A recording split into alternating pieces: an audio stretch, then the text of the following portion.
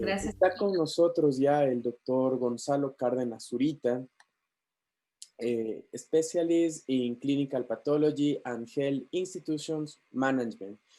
El doctor Cárdenas intervendrá con la conferencia Enfoque de Laboratorio Pediátrico en COVID-19.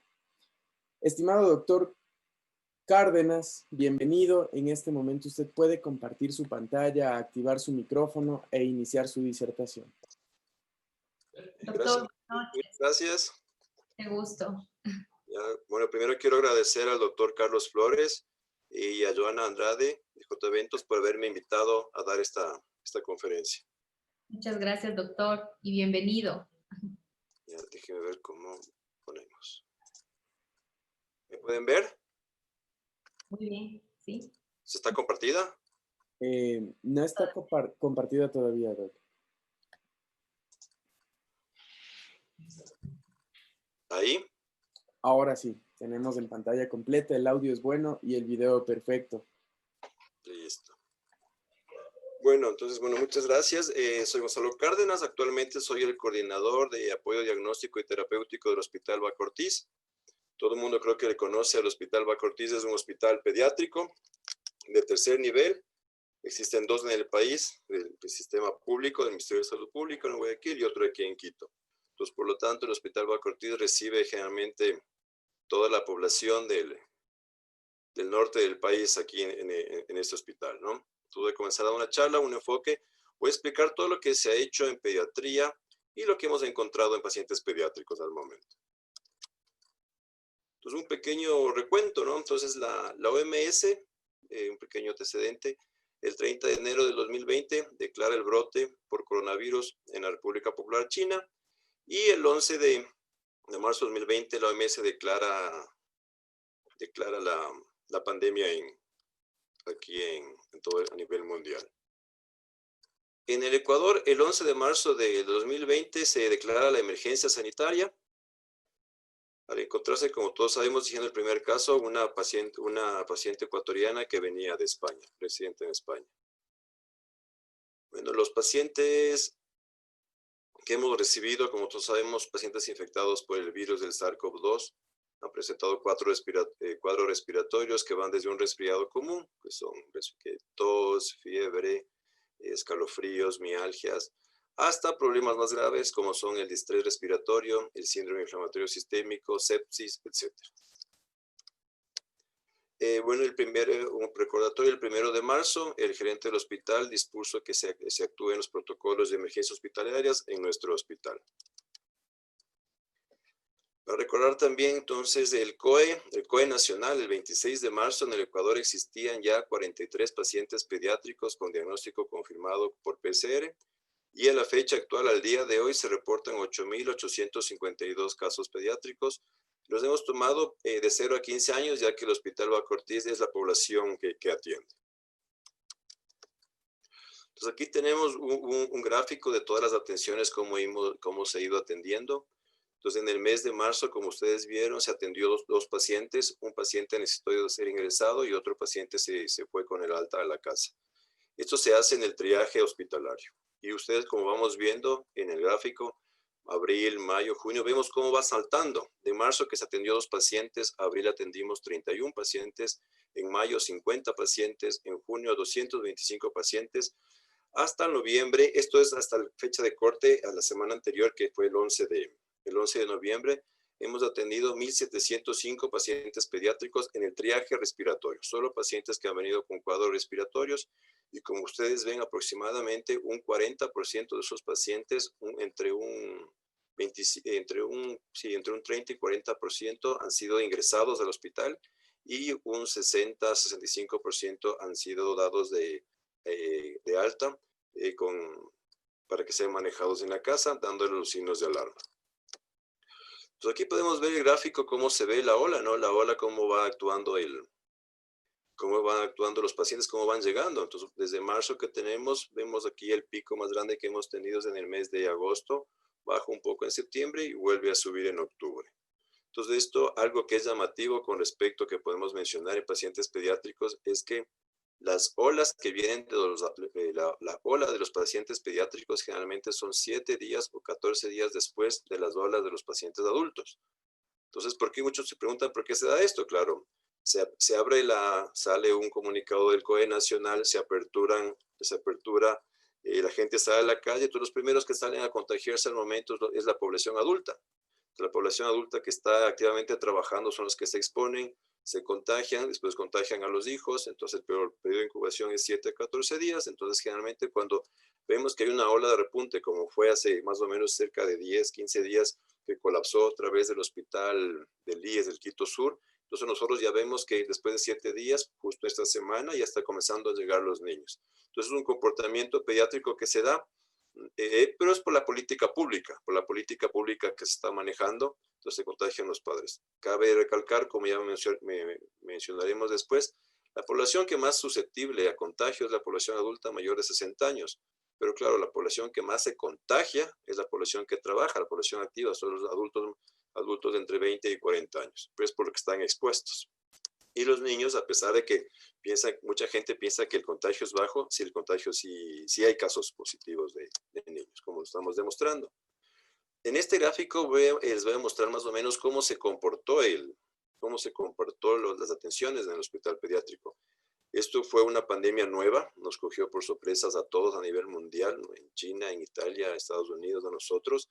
Entonces nosotros comenzamos en el mes de marzo y abril, abrimos nosotros 28 camas, 18 camas para atención general y 10 camas para pacientes de la UCI pediátrico. Y ustedes ven cómo se ve en el cuadro inferior de 28 camas de marzo y abril. A mayo pasamos a 45, en junio pasamos a 50, julio a 66, agosto nos mantuvimos, en septiembre 74, y no alcanzo a ver aquí cuántas están porque me tapa justo el grafiquito, ahí está, 79 en el mes de octubre. Y en el mes de noviembre, como la ola ya bajó, lo bajamos a 60. De este cuadro quiero recalcar, como ustedes ven, entonces nosotros abrimos 8 cuartos, después se habrá 10. Este cuarto COVID-1, que es de infectología, tiene capacidad para 10, son 10 cuartos. Entonces al comienzo, como ustedes ven aquí, el máximo es de 10. Lo que estamos poniendo aquí es el promedio generalmente que se ocupó. Entonces, ¿qué nos llama la atención? Si son máximo 10 cuartos, porque aquí hay 15, porque comenzamos a hacer hospitalización por cohortes. ¿Qué quiere decir eso? Que en una misma habitación poníamos 2 pacientes. ¿Eso en qué caso se da? O sea, 2 pacientes sospechosos no pueden estar juntos. Los casos que se ponían eran 2 pacientes COVID positivos, se puede poner en una misma habitación. ¿Sí? Pero 2 sospechosos no, porque si uno pone un sospechoso y resulta que hacen la prueba, unos positivos, otros negativos, se contagiaban los 2. Entonces, esto se utilizó los cortes, ¿no? Como se ve también acá.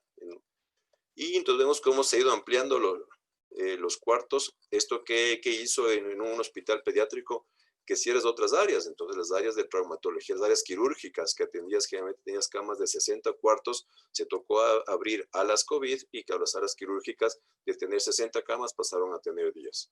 Entonces, sobre todo lo que se ha mantenido en el hospital es la diálisis oncológicos. Quiero recalcar que el Hospital Baca Ortiz es el único hospital que maneja pacientes oncológicos COVID. Solca no lo hace.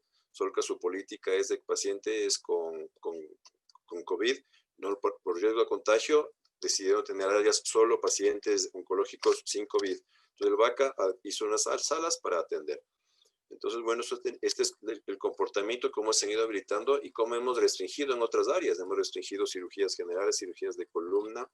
Entonces, es un problema porque se están represando. Las emergencias, claro, se las siguen atendiendo, pero está represando ciertos casos. La atención normal sigue siendo de pacientes susceptibles, como pacientes oncológicos, como pacientes de diálisis que tenemos. Aquí está cómo se hace la sala de espera. Si eso sí es una sala de espera, se pidió ayuda a los bomberos. Esto es una carpa inflable y que tiene un sistema de ventilación. Entonces aquí es la sala de espera, sobre todo para la noche. El Hospital Baca Ortiz es muy frío. Entonces tienen para 3 salas de espera, como ven ahí, paciente con hijo y una para una madre lactante. Una vez que son realizados en el triaje, entran al triaje y se les valora. Entonces, como ustedes ven, aquí tienen una área verde y un área roja que se implementó. El área verde es por donde ingresan los pacientes, ingresan el personal médico. A cambiarse, se cambia y pasan después a las siguientes áreas rojas que les llamamos, donde están en contacto con los pacientes con sospecha de COVID. Tenemos una sala de reanimación para cualquier tipo de emergencias y también se implementó un área de rayos X propia para manejar estos tipos de pacientes. Una vez que es hecho el triaje, el paciente, se le hace el triaje, se toma la temperatura, se le toma los signos vitales, la frecuencia respiratoria, se ve el estado del niño, se decide, según el triaje, el evacuativo utiliza el triaje Canadian. Entonces, según ese triaje, uno ve si es que amerita irse a la casa o si tiene que ingresar al hospital. Y como vemos, hemos creado una ruta para que sea fácil visual para la gente, por donde pasan los pacientes COVID, se activa una alerta, se manda una alerta por el sistema hospitalario, entonces todo el mundo sabe que hay un traslado de un paciente con sospecha de COVID, se cierran los accesos, se impide que no haya personas y pasa en la camilla a través de una cápsula, ingresa al hospital y se ingresa a un ascensor que es propio del área COVID. Y después suben a piso, como ustedes ven, igual tenemos áreas, el área verde y el área roja, por donde ingresa el área verde, el área limpia, donde entran las personas a cambiarse y posteriormente pasan a la roja, donde están ya los pacientes con sospecha o confirmados por COVID. Aquí tenemos el triaje que se hace en la emergencia del hospital. Entonces son pacientes, cuando llega un paciente con sintomatología leve, lo que le hacen, se ve si hay algún signo de alarma. Si no hay ningún signo de alarma, se le explica a la madre, se le explica que el manejo es de ambulatorios al hogar, se le dice que mantenga la leche materna, se le da uso de paracetamol, el aislamiento domiciliario y se le explica muy claramente cuáles son los signos de gravedad. En el caso de que los tenga, tiene que volver al hospital. Cuando ya es un triaje amarillo, que esto quiere decir que son pacientes con sintomatología moderada, pero que no tienen factores de riesgo. ¿Cuáles son esos pacientes, como vemos aquí, que no tienen factores de riesgo como la cardiopatía, no tienen cardiopatías, no tienen enfermedades respiratorias crónicas, no tienen diabetes, no son oncológicos, no hay un estado de inmunosupresión, etcétera? Entonces, ¿qué hacemos en estos casos? Lo que hacemos es ingresar a los servicios. Se ingresa al servicio, se hospitaliza, como ya les mencioné, siguiendo estos protocolos de manejo de pacientes con sospecha. Se les hace los exámenes de imagen, tomografía si amerita, los exámenes de laboratorio y se inicia el tratamiento con los protocolos hospitalarios. Aquí es donde topamos primeramente el laboratorio. Nuestros pacientes lo que generalmente les piden al laboratorio, siempre, piden la biometría hemática, donde van a ver una leucopenia o una linfocitopenia. Van a hacer el PCR. Generalmente piden LDH y ferritina. Yo también le puse la escala de Kurve, que es una escala para ver el tipo de la gravedad de la neumonía. ¿Qué hacemos en el tamizaje cuando es un paciente anaranjado? Son los mismos pacientes con una sintomatología moderada, pero sí tienen signos de alarma. Tienen signos de alarma y también comorbilidades. Entonces, como vemos aquí, ¿cuáles son los signos de alarma? Que llega la madre con una fiebre que no ha cedido, tanto ni por paños de agua tibia que se le pone o no se da medicación. Tiene diarrea, hay vómitos constantes, ya comienza dificultad respiratoria, coloración azul en los labios. A veces pueden presentar convulsiones, y explicaremos por qué, y no quiere alimentarse. Entonces, los pacientes igual ya ingresan a la misma hospitalización COVID y se les hace los exámenes que ya mencionamos. Aquí ya, como es una paciente con factores de riesgo, signos de alarma, vemos que exámenes de laboratorio, aparte de la clínica, y vemos también la saturación que comienza a descender, ¿no? La tensión. Si tiene más de 92 es una neumonía moderada, pero si tiene menos de 92 de saturación ya comienzan a sospechar neumonía grave. Y aquí comienzan ya a ver los exámenes de laboratorio, nos ayudan, viendo que el PCR es mayor de 10 miligramos por decilitro, linfocitopenia menores de 750 células, la ferritina está elevada, el dímero D está elevado, el LH está elevado, procalcitonina que nos ayudaría en un futuro para ver el estado séptico del paciente, y también está el péptido natriurético cerebral o el ProBNT también en su terminal T y troponinas elevadas. Esto generalmente en los casos del Kawasaki, que ya les hablaré. Entonces las complicaciones, como ustedes ven, las complicaciones principales se dan porque nosotros tenemos las células, ingresa el virus, ¿no? Tenemos el epitelio tanto de las vías respiratorias altas como bajas, pero tenemos en el alveolo están las células tipo 2. Entonces aquí justo tiene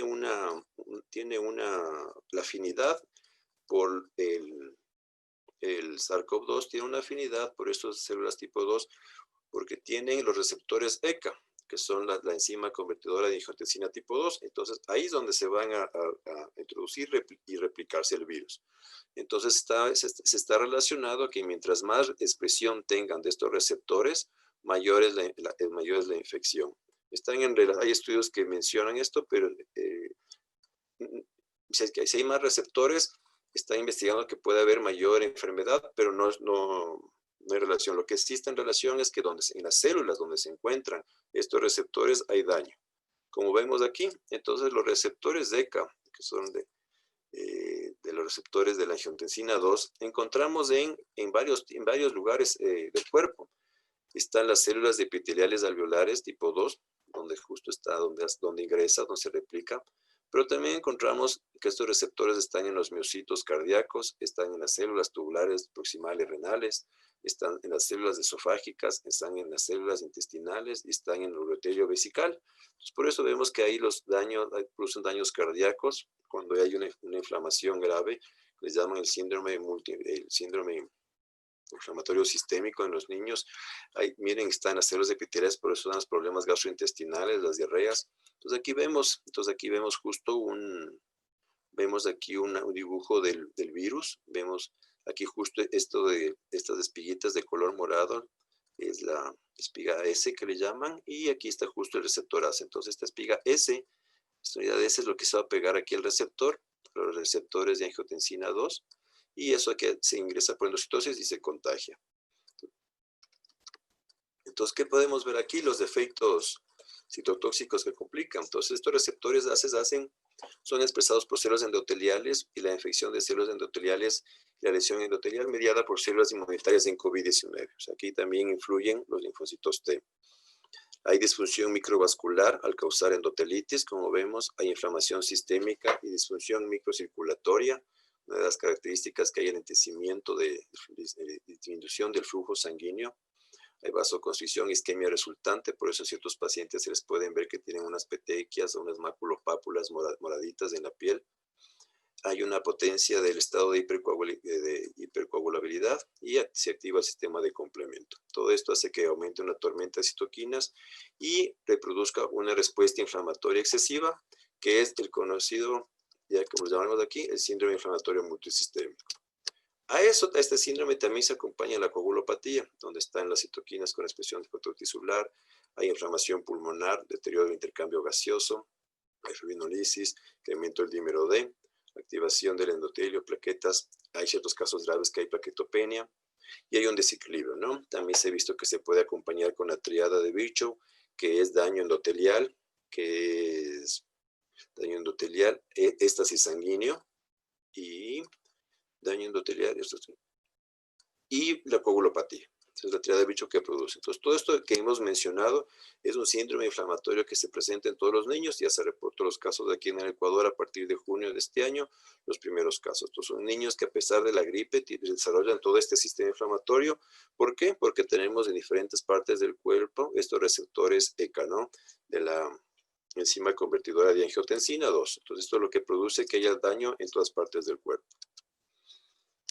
¿Qué pasa cuando ya el niño llega al hospital en un estado grave, en paciente crítico, como vemos aquí? Igual es ingresado, a diferencia de entrar a hospitalización COVID, aquí entra directamente a la terapia intensiva, ya sea si es neonato, a la neonatología, y si es mayor de 2 meses, ingresa directamente a la UCI pediátrica.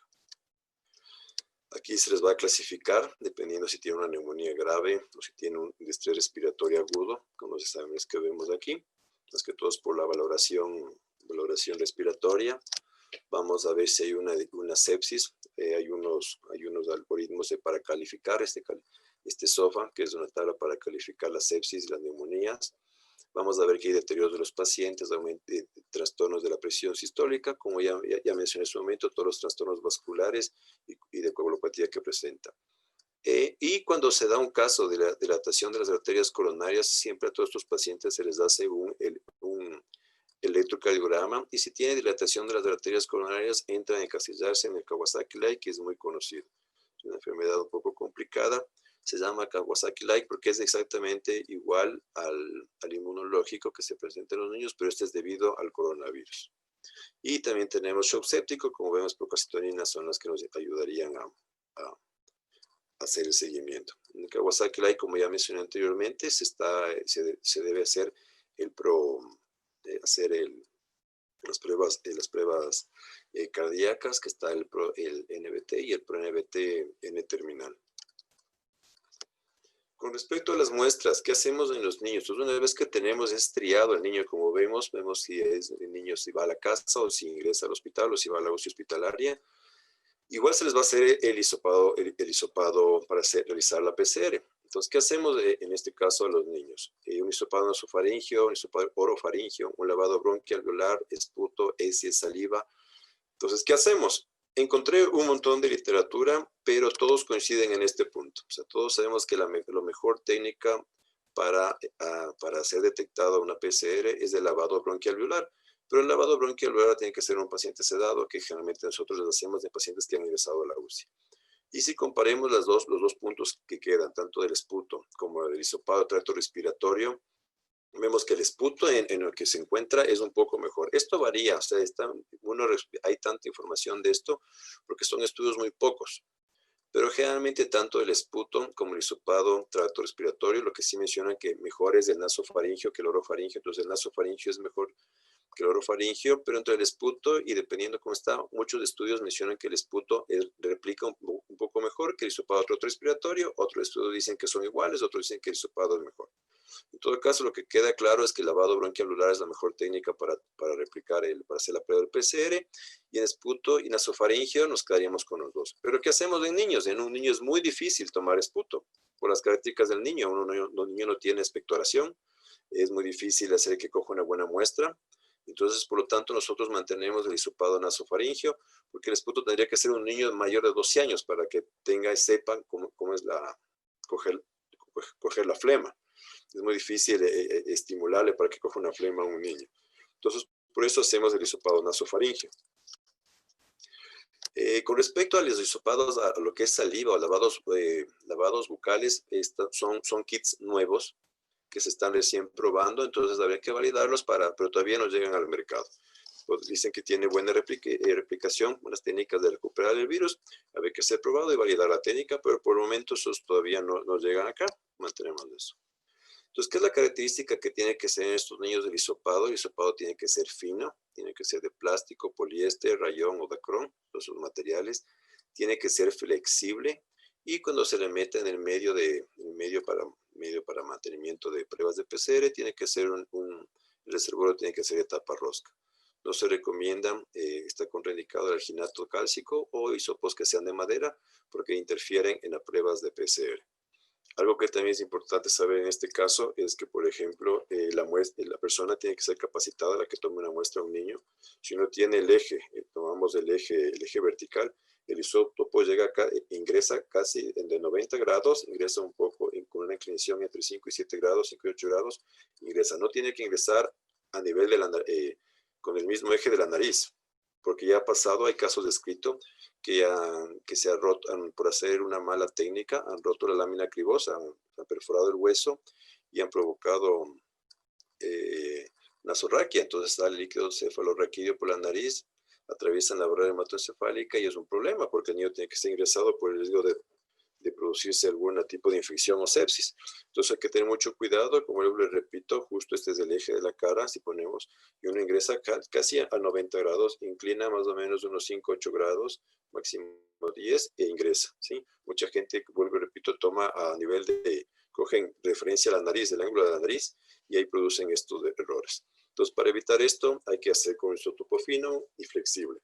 ¿Qué es lo que pasa? La realidad que pasa aquí, que no hay esos hisopos. Entonces es un problema grave en la pandemia, como las N95 se bloquearon por un momento. No venden hasta ahora, es más, se han quedado en países de primer mundo, no importan acá, no exportan hacia acá. Entonces el problema es buscar. Nosotros, claro, tenemos muy pocos finos flexibles que hemos utilizado en niños menores de 8 años y en niños mayores de 8 años con personal calificado hemos tomado los hisopos más rígidos, ¿sí? Que es lo que hay al momento y que todo el mundo ha experimentado la necesidad. Y como todo, hasta los costos. Una bata que costaba antes 1 centavo, 2 centavos, ahora cuesta 18, 20, 40 centavos. Entonces sí es un problema. La demanda, actualmente ya se están regularizando los precios. Pero es importante tener esto para pacientes en niños. Este es un gráfico que les puse en general para todos ustedes. lo que todos ya sabemos, es cuando un niño se contagia, cuando viene el periodo de incubación, que va generalmente entre 5 y 7 días, aparece el inicio de los síntomas a partir del día 5, y después aproximadamente en el día 7 comienzan, entre el día 5, 6, 7 comienzan a aparecer las primeras IgMs, después a partir del día 10 hasta el día 14 comienzan a aparecer los anticuerpos IgGs, pero desde que aparecen los síntomas es donde mencionan que se puede detectar el RNA como vemos aquí, como comienzan los síntomas, hay un punto de corte que comienzan a detectar las pruebas para hacer el PCR. La línea azul es donde se ve la replicación del RNA. Hasta ahora no hay un punto de corte, hay que estandarizar. Hay muchos laboratorios que estandarizan el punto de corte del número de copias. Eso es un problema para nosotros con respecto a los pacientes con pacientes oncológicos, porque hemos tenido casos de pacientes que hasta 4 meses que la PCR sigue dando positiva. Y eso es porque a veces lo que el PCR detecta es solo pedacitos de genes. Entonces es importante crear un punto de corte, porque al saber nosotros vemos en estos niños que se les toma la muestra, la primera vez sí está alto, pero las continuas da unas cargas virales bien bajas. Entonces pensamos que el virus ese es el punto de conocer en pacientes oncológicos cuánto es el punto de corte para saber si el niño sigue infectado o si son pedazos de genes.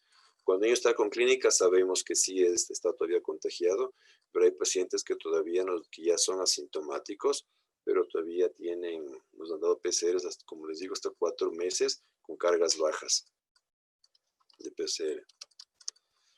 Ya, aquí de nuevo, bueno, con respecto al PCR, la estructura del virus, como ustedes ven, aquí está la proteína Spike, que es la que se fija a los receptores, a los DK2. Y aquí está todo justo como se ven las proteínas, lo que detectan las PCRs. Generalmente las PCRs detectan la proteína N, la proteína E, al comienzo detectaban la S, y hay unos que detectan tanto el ORF1, esta proteína, o el F1B. Y hay un gen que se encuentra en esta parte, justo al comienzo de la proteína ORF1B, que es el RDRP, que es el gen que detectan actualmente, ¿sí? Entonces, hay algunos genes que se detectan. Entonces, ¿cómo hacemos? Ahorita vemos, aquí les puse un cuadro que, por ejemplo, hay kits que detectan el gen E, el gen RDP, el N y el control. Entonces, aquí tenemos una pauta para saber si nos da siempre positivos, el paciente está detectado. En este caso, que detecta 3 genes y nos da el gen E positivo, el RDRP positivo y el N se considera detectado. En este caso, el gen E, el RDRP negativo, el gen N positivo detectado y tenemos todos. He marcado en azul este caso, que es del gen E positivo con el gen RDP negativo o gen N negativo. Porque según la OMS, al comienzo de la pandemia, en un lugar donde no hay prevalencia, donde hay pocos casos, se dice que se debe tener por lo menos 2 genes. Entonces, ya sea que tenga detecte el gen E con el RDRP o que detecte el E con el N. Siempre 2 genes. Pero cuando en un caso ya, como actualmente es del Ecuador, ya se acepta que solo, según la OMS, desde el mes de julio, si uno tiene solo el gen E, ya es positivo. Si esto estuviera en un país donde la prevalencia sería baja, bien baja, esto entra en un estado como de dudoso y tiene que volver a repetirse o hacer otro gen. Pero aquí en el Ecuador ya con un gen es suficiente. Al momento eso está a partir de julio de la OMS se recomienda esto. Claro, cuando no es detectado, cuando todos los genes son negativos y el control es positivo, y la prueba es inválida cuando todos los genes son, cuando todo lo negativo, incluso el control. ¿Qué voy a hablar con respecto a los anticuerpos? Los anticuerpos en general, el Hospital Baco Ortiz no mide anticuerpos porque primero recomendaría, si es que alguien hace anticuerpos, que sea por una lista que sea cuantitativo. ¿Sí? Las pruebas rápidas dan bastantes falsos positivos y falsos negativos. ¿Para qué nos sirven los anticuerpos? Sirve para ver la prevalencia de la infección. El hospital hizo en el mes de mayo y junio una prevalencia a todo el personal y detectamos que estábamos en el 7.8% de prevalencia. Entonces sirve para ver esto, pero para toma de decisiones, como vemos, los anticuerpos aparecen. La IgM a partir del 7, 10 días, la IgG a partir del 10 al 14, pasa mucho tiempo y nos complica. Entonces, sería para ver la prevalencia de la infección. Y en qué casos sí nos sirven son pacientes que nos llegan transferidos de otros hospitales que no han podido hacerles el PCR por varias circunstancias, que llegan con complicaciones, con cuadros de complicaciones por COVID. Entonces a estos pacientes les hacemos nosotros las pruebas de los anticuerpos para detectar si ya tuvieron. Muchas veces llegan con características como fue el primer caso de Kawasaki que nos dio en el hospital, tenía todas las características, síndrome inflamatorio sistémico, comenzó con la dilatación de las arterias coronarias, arterias cardíacas, y se les hizo las pruebas, todo salió positivo, tanto del eco como el ProNBT, y el paciente salió a la PCR negativa. Salió a la PCR negativa, claro, porque ya había pasado algún tiempo, se le hizo los anticuerpos, y los anticuerpos salieron positivos, solo la EGG, eso quiere decir que sí estuvo antes.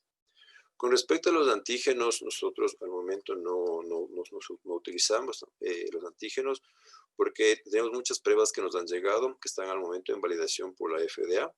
Entonces estamos esperando que se valide, y sobre todo porque nos dicen que todos algunos artículos que hemos leído, que para detección de antígenos, que igual es un hisopado nasofaringeo, tienen que ser pacientes con síntomas respiratorios, que he visto que la recuperación del antígeno es pacientes sintomáticos. Entonces, si son asintomáticos, no se les se pueden escapar. Bueno, vamos a dar nuestras conclusiones. En general, en el hospital pediátrico, que la prevalencia y el contagio es menor que en la población adulta, pero sin embargo, que quede claro que sí existen complicaciones, sí hay casos. Al comienzo había mucha gente que uno pregunta en la calle, piensan que a los niños les da solo leve. Y no es así, queremos demostrar que sí hay síndromes inflamatorios multisistémicos, síndrome de distrés respiratorio agudo, hay el Kawasaki-like, con problemas cardíacos. Entonces quiero que la gente, indicarles que sí hay complicaciones. La mayoría, el 90% se deben a pacientes oncológicos, les da esto, pacientes oncológicos con inmunosupresión, pacientes que están recibiendo diálisis, pero sí he visto que hay un 5 o 10% de pacientes que no tienen ningún antecedente que desarrollan esto. Entonces hay que tener en cuenta que los niños también es una población en riesgo. Con respecto a lo que ya les mencioné, la ola de contagios aquí en el hospital, que los niños generalmente después de que una política se quitó, por ejemplo, se quitó la restricción, salieron a la población adulta, se contagió, vino una ola a contagiarse, y después nosotros generalmente viene después de unos 7 a 14 días, después que los padres contagian a los hijos. Esto que nos damos cuenta en dos picos que hubo a nivel adulto, coincidió que después de 7 a 14 días se presentó en los niños. Recalcar también siempre que la toma de muestra debe ser con un hisopo adecuado y con un profesional calificado, ¿sí? Por el riesgo de no destruir la lámina cribosa y perforar, ¿no? Y llegar a producir nasorraquia. Con respecto a las pruebas del PCR en tiempo real, siempre lo mejor, el lavado bronquialveolar, pero como sabemos, tiene que ser en niño que esté sedado. Pero con respecto, nosotros mencionamos que se debe hacer nasofaringeo, y lo que dice aquí, saliva y lavado bucal, al momento siguen en estudio. Y la OMS actualmente recomienda el uso de un solo gen para determinación de COVID-19 en zonas de transmisión comunitaria. Sin embargo, la utilización de 2 genes sigue siendo mejor para una mayor sensibilidad y especificidad. Eso es, muchísimas gracias. Solo quiero decir que lo ideal para seguir combatiendo esta pandemia es mantener el distanciamiento, y ahorita me voy a ir con las preguntas.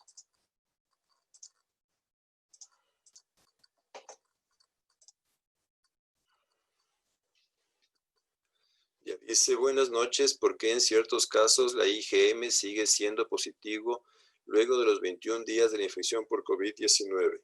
Generalmente, bueno, vamos a hablar con respecto a los anticuerpos. Eso que queda, los anticuerpos generalmente se mantienen por el estado inmunológico de una persona. Entonces, si nosotros comparamos, solo para darles un ejemplo, los anticuerpos del toxoplasma o de la rubiola están positivos hasta 1 año. En el COVID-19 no se sabe por qué disminuyen. Se ve que hay población que aparece el IgM, hay gente que ni siquiera desarrolla el IgM pocos días y desaparece, y hay gente que les dura, lo normal es de 7 a 14 días, pero se han encontrado casos descritos en la literatura de IgM positivos hasta 40 días. Entonces eso es normal encontrar. Sin embargo, y también aprovechando que hablamos de anticuerpos, se ha demostrado que pacientes que les da una enfermedad, hacen IgG positivo, disminuye, desaparece el tiempo. La IgG debería permanecer elevada por bastante tiempo y se ve que ha desaparecido. Y hay personas que les vuelven a dar coronavirus por segunda vez. Nosotros hemos tenido el caso de personal de salud que conozco, de 2 personas con hisopados positivos que les dio COVID, volvieron a trabajar al hospital y les volvió a dar COVID. Todo eso hace que las IgMs también no duren mucho tiempo y eso está bastante escrito en la literatura. A esos casos hay que confirmarles por genética molecular para ver si es la misma cepa. Todo eso es lo que hace la Universidad de San Francisco y ya comprobó que sí, efectivamente es la misma que fue por coronavirus. Entonces podemos encontrar IgMs hasta 40 días, está en la literatura reportado. Dice, es posible tener hisopados negativos y posteriormente a los 5 meses del contagio otro hisopado positivo o son restos del virus. Ya, si uno tiene 2 hisopados negativos y posteriormente le dio positivo, eso quiere decir que se volvió a contagiar. Lo que estamos viendo, nosotros vemos en 2 casos, estos casos que les comento de población adulta, en niños no hemos tenido, pero en población de adultos que han sido personal de salud que trabajan en el hospital, fueron positivos, se hicieron negativos, después tenían el PCR negativos, que al comienzo de la pandemia pedían 2 resultados PCR negativos para volver a trabajar, tenían los 2 negativos y después les volví a dar. Entonces, el hecho de que te haya dado no quiere decirte que creas defensas. Entonces, si hay casos bastante reportados de que te vuelve a dar la infección, y no solo en pacientes con factores de riesgo, ¿no? Sino que en personas comunes y normales. Otra pregunta dice, bueno, ¿hasta qué tiempo de la infección siguen marcando IgG en algunos casos y en otros no? Eso depende, como decimos, de estado inmunológico. Es una enfermedad muy, muy rara. Hay personas que son atletas de bajo peso y se enferman. Y hay personas que son gorditas con factores de riesgo diabéticos y no se enferman. O sea, más común es que la gente con factores de riesgo tenga más complicaciones, pero se debe al estado inmunológico. Lo que se cree más probable es a los receptores que tengan mayor recepción de estos receptores ECA, que tengan mayor capacidad para detectar el virus, o también se piensa que hay algún linfocito T, alguna proteína de linfocito T que no es citotóxico, que no destruye, o del linfocito B que no está creando respuestas de memoria. Entonces la IgG, como repito, si esto fuera matemático, la IgG tendría que durar para siempre, pero se ha visto que en coronavirus no dura, o sea, dura poco, en una población, más o menos estoy diciéndole al ojo porque depende de la literatura, todo esto es nuevo, va variando lo que digo hoy día, capaz que no se cumple, pero entre un 5 y 10% hay gente que desaparece la IgG, que les ha dado. Hay otros estudios que dicen que es mucho más alto de población que les da. Y todavía mucha gente no llegamos al año para saber si al año tenemos anticuerpos, porque como estamos aquí recién, vamos ahorita 10 meses, pero ya van a salir estudios para saber en qué tiempo están. Pero sí que quede claro que sigue habiendo, que sigue la IgG, si uno le da, le vuelve a dar. Dice, esto es del IgG. Buenas noches, ¿por qué una persona con síntomas solamente le sale positivo la inmunoglobulina IgG? Si una persona está, como vemos justo en el cuadro que mencionamos, generalmente los síntomas aparecen entre los 5 y 7 días. Y puede que la IgM esté disminuido. Muchas veces, ¿qué pasa? Porque a veces hacen pruebas inmunocromatográficas, las pruebas rápidas. Entonces, cuando tienes una prueba inmunocromatográfica, a veces no son tan buenas por la sensibilidad y especificidad y puede que te salga la IgM negativa y la IgG positiva. Lo recomendable es hacerse siempre pruebas de ELISA, las cuantitativas. Entonces eso es mucho mejor, son mucho más específicas, más que una prueba rápida. Nosotros vemos, creo que el 80, si no es más del 80 o 90% de la gente que se hace anticuerpos es por prueba rápida inmunocromatográfica, que es una prueba de embarazo. Entonces eso también hay que tener mucho cuidado. Es recomendable hacer una prueba cuantitativa por ELISA. Dice, bueno, ¿por qué hay pacientes que tienen IgG positivo y el PCR sale negativo? Eso habría que corroborar para ver si es que habría que repetir. Vuelvo y repito, habría que ver si la prueba de anticuerpos, eso nos pasa bastante cuando comenzamos a hacer, nos confundió mucho a nosotros, hacemos PCR y anticuerpos y estas IgM son otras enfermedades. Generalmente a veces ya nos ha pasado que es, por ejemplo, puede ser influenza, puede ser citomegalovirus que te da un IgM positivo, ¿sí? Y estoy siendo cuantitativos. Leyendo esta pregunta, quiero recordar algo que nos llamó la atención. El primer caso que tuvo el Baco Ortiz, llegó un niñito con todas las características, fue aislado, se le hizo el panel de influenza A, influenza B, virus sincitial respiratorio, y nos dio virus sincitial respiratorio positivo. Todo el mundo, que bueno, fue virus sincitial respiratorio, vamos, todos felices y contentos, hagámosle todos los exámenes. Claro, el INSPI en esa época se demoraba 5 o 6 días en hacer el PCR y nos llega a los 5 o 6 días y resulta que también era COVID positivo. Entonces, eso también hay que tener en cuenta cuando ustedes hacen los exámenes, ya está en la literatura reportada.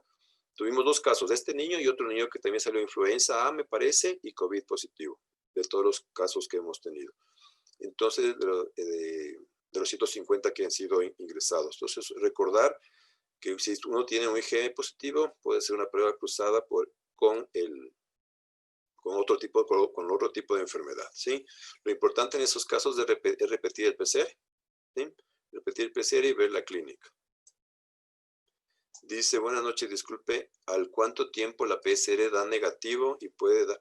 Generalmente la PCR a partir del día 14, ya todas las PCRs generalmente de que comienzan los síntomas, generalmente 14 días después la PCR es negativa. Va variando de gente, es lo que te recomiendan más que seguro a los 14 días.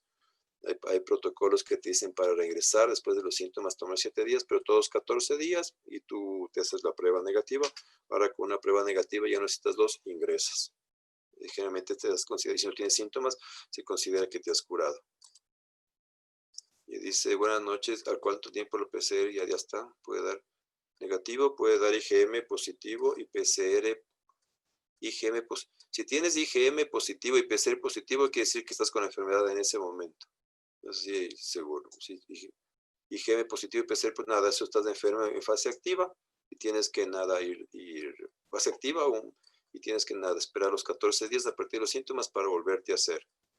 ¿Cuál es la mejor prueba para descartar la posibilidad de contagio? ¿Anticuerpos o PCR? PCR. Los anticuerpos nos crean mucha confusión, sobre todo en un hospital que tienes que tomar decisiones rápidas y sobre todo en un hospital donde ¿qué haces con tantos guaguas sin el PCR? Lastimosamente el PCR nosotros no lo podemos montar la técnica por presupuesto y mandamos al INSPI, y ahí se demoran generalmente, hay días que se demoran entre 3, 4 días en entregarte, hay días que se demoran 8 días en entregarte. Ha habido semanas que eso fue cuando colapsó más o menos en agosto, septiembre, que fueron 12, 13 días en entregarnos un PCR. Entonces, ¿qué hacíamos con tantos guaguas? No sabíamos dónde ponerlos. Entonces, hicimos la hospitalización por cortes, que 2 pacientes positivos ingresaron a un mismo cuarto de contagio. Entonces, tienes que hacerte siempre para descartar, es el PCR. Vuelvo, le repito, dígame. Que te interrumpa, me surgió una inquietud en esto que tú comentas. ¿Cómo están haciendo ustedes en cambio para autorizar cirugías? Igual, paciente llega como sin PCR, entra en lo mismo. Llega un paciente si no tiene, es solo el triaje clínico. Un paciente que entra con triaje clínico, un paciente que ingresa al hospital, se le hace el triaje. Entonces, si ingresa, si no tiene síntomas, es hospitalizado, porque no puede esperar. Generalmente hacemos cirugías de emergencia. Si es un paciente de rutina, por ejemplo, los implantes cocleares, ¿qué hacemos con los implantes cocleares que estamos haciendo para niños que son sordos? Mandamos a hacer el PCR, nos llega el PCR y ingresan. Pero en otros pacientes de emergencia solo se maneja por la clínica y nada, y se les utiliza el traje del Hatman con todos los medios, es a los anestesiólogos cuando entuban. Una vez que ya le entuban el paciente, entra el tubo y tiene balón, entonces ahí evita que haya aerosoles y se mantiene todo el personal igual protegido. Pero el traje Hartmann, que completamente es para pacientes COVID positivos confirmados y cuando vas a entubar en pacientes que van a ser hisopados y a los fisioterapistas respiratorios, porque manejan aerosoles cuando van a hacer aspiraciones, a ellos se les pone esto de aquí. Endoscopía también. ¿Perdona? Endoscopía. Claro, en endoscopías también, cuando pones tubos en los tacales, o cuando vas a hacer procesos por fibrobroncoscopios, también todos los pacientes que están expuestos a aerosoles, se les da esto de aquí. Ya. Dice, ya me contagié de COVID y la IgM seguía positivo.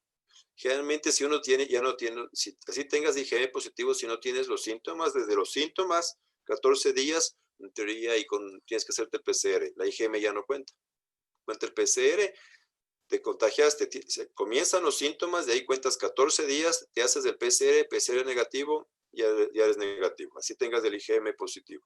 Que digo, con ciertos casos que duran hasta 40 días, pero es por el estado inmunológico de una persona. Solo para comentarles algo sobre el estado inmunológico. Una persona que tiene citomegalovirus, una embarazada, le manda a hacer citomegalovirus, en el uno te dio el IgM 1000 y en otro paciente le dio 300. En los dos está elevadísimo, mayor a 10. ¿Cuál está más complicado? ¿Uno piensa el de 1000? No, es el estado inmunológico. Si tú quieres saber qué cantidad de probabilidad sea más complicado, tienes que hacerte carga viral de citomegalovirus.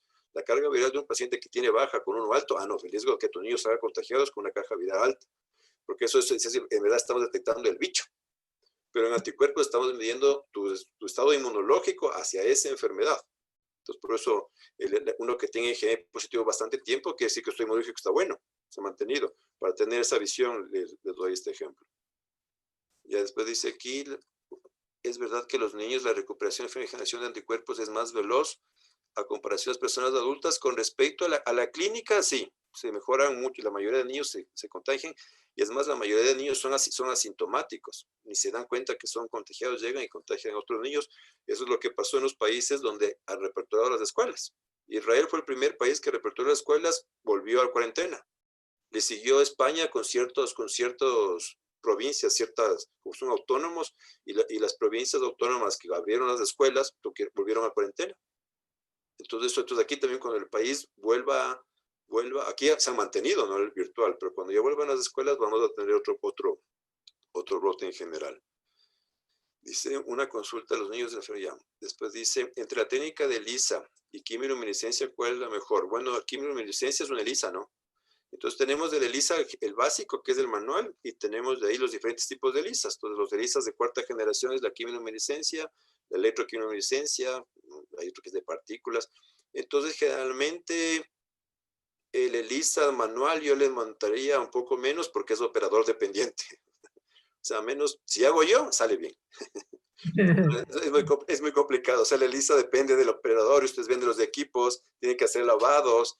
Entonces, en cambio, las quimiluminiscencia, electroquimiluminiscencia, que son equipos más automatizados, generalmente son mucho mejores. O sea, yo le voy por ahí. Y Gonzalo, una pregunta en esto que para ayudar lo que comentas, pero la prueba de electroquimio mide anticuerpos totales, o sea, no diferencia entre IgG y IgM. ¿Qué utilidad tú le darías a eso dentro de tu ámbito? Para ver solo prevalencia, para saber el porcentaje que tuvo. Entonces, un niño que tiene, o sea, es para ver prevalencia, en nuestro caso es claro, para saber prevalencia de los estados de los niños, para saber cuántos niños contagiados tenemos, por eso le dieron. Y el segundo caso es que nos llega un niño transferido, que no tenemos el PCR. Con toda la clínica de coronavirus, entonces la hacemos. Nos da igual IgG, IgM, porque si sale positivo, quiere decir que le dio. Porque si le hacemos PCR, Dios nos dio negativo, porque ya el niño ya llegó aquí después de 14, 21 días. Entonces la gente piensa, no, si el PCR negativo no tiene, pero tiene toda la clínica. Entonces la clínica es la que vale. Entonces si el PCR ya disminuyó, le podrías hacer esto en conjunto. En esos casos, o sea, nosotros tenemos seguridad por esos casos. Pero hay gente que sí hace, por ejemplo, medicina ocupacional. La gente que hace medicina ocupacional quiere saber qué mismo, en todos esos casos sí tienes que hacerlo separado, IgG, IgM. Nosotros que es para ver niños, nos diría muy bien.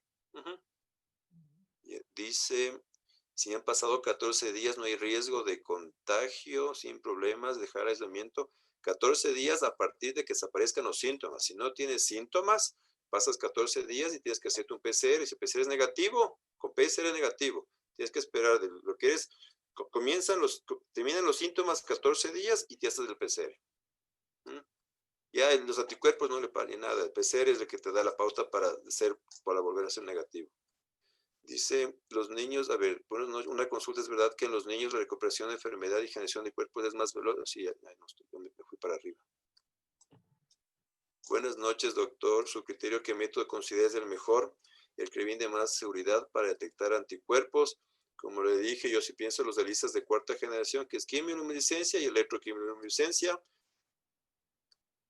Porque les digo, porque el ELISA normal o el ELISA manual depende del operador. Entonces, si es que es una persona que es bien capacitada, confiable, súper responsable, que no hace turnos en otra clínica que no llega cansado, nada, sale igual. Dale, pero una cosa ahí también para que las personas que nos estén escuchando. Una de las limitaciones realmente, pero de estas pruebas de electroquimia es que los controles internos hay que prepararlos. No vienen ahorita con controles internos listos, entonces hay que crear un pool de sueros.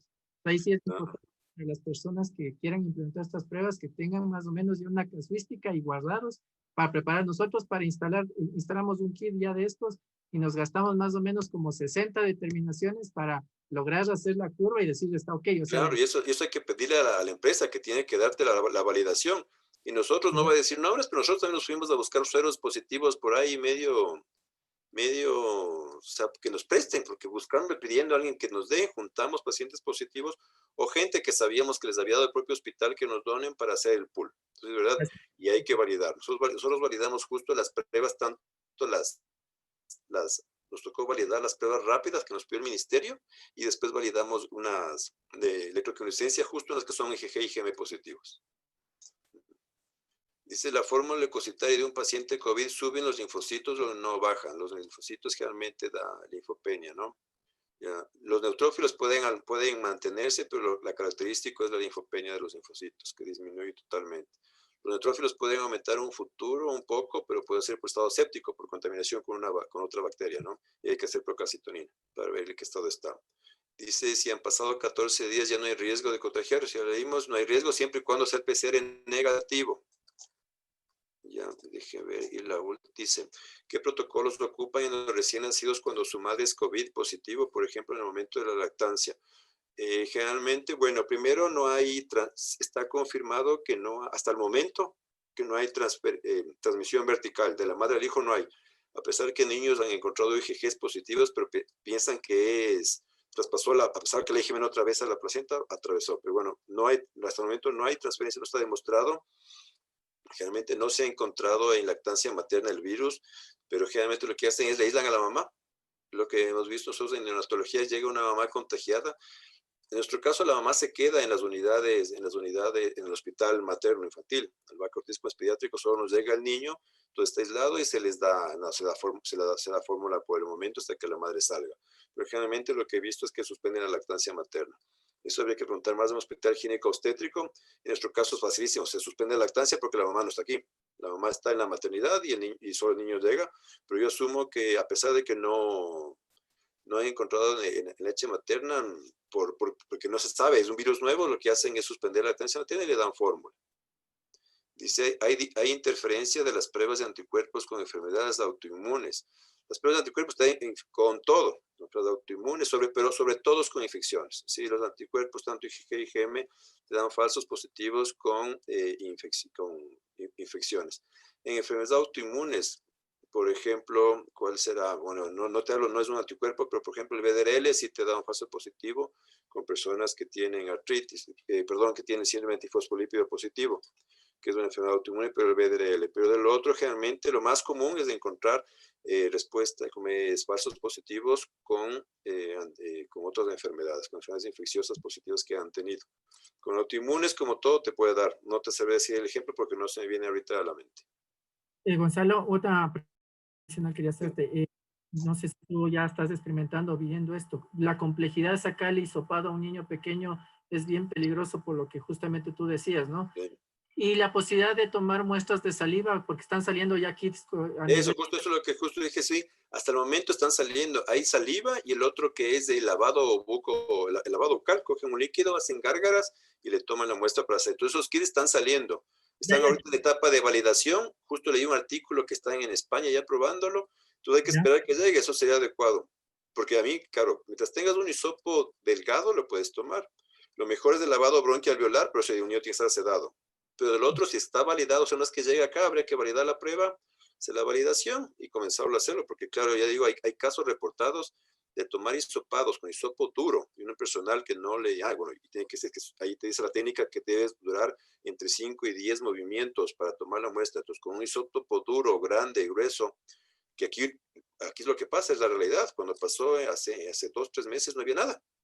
Claro, entonces tocaba tocar con isótopos grandes, entonces era complicado. Era súper complicado tomarles a los niños, tenías que bajar, tener con una paciencia, un poco sedarles a los niños para poder tomar la muestra, bien complicado. Y hay casos que lo que digo, se rompió, se perforó la lámina cribosa, rompieron el hueso, y nada, perforaron la barrera hepatoencefálica y hay que ingresar.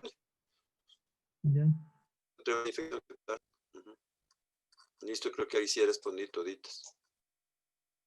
¿Alguien tiene alguna otra pregunta? Con gusto para responderles. Ya no. Muchísimas gracias. Listo. A ustedes, muchísimas gracias y cualquier cosa estamos ahí en el VACA para recibirles con gusto. Así es, doctor. Muchas gracias, doctor Cárdenas y también doctor Flores, por estas ponencias.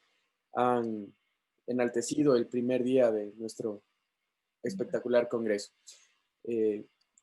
Con los asistentes les recordamos que durante estas 2 semanas nos conectaremos desde las 7 de la noche hasta las 9.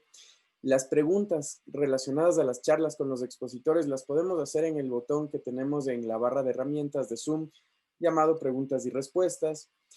Y les informamos que los videos de las conferencias se subirán a la plataforma 24 horas después de haber terminado las mismas.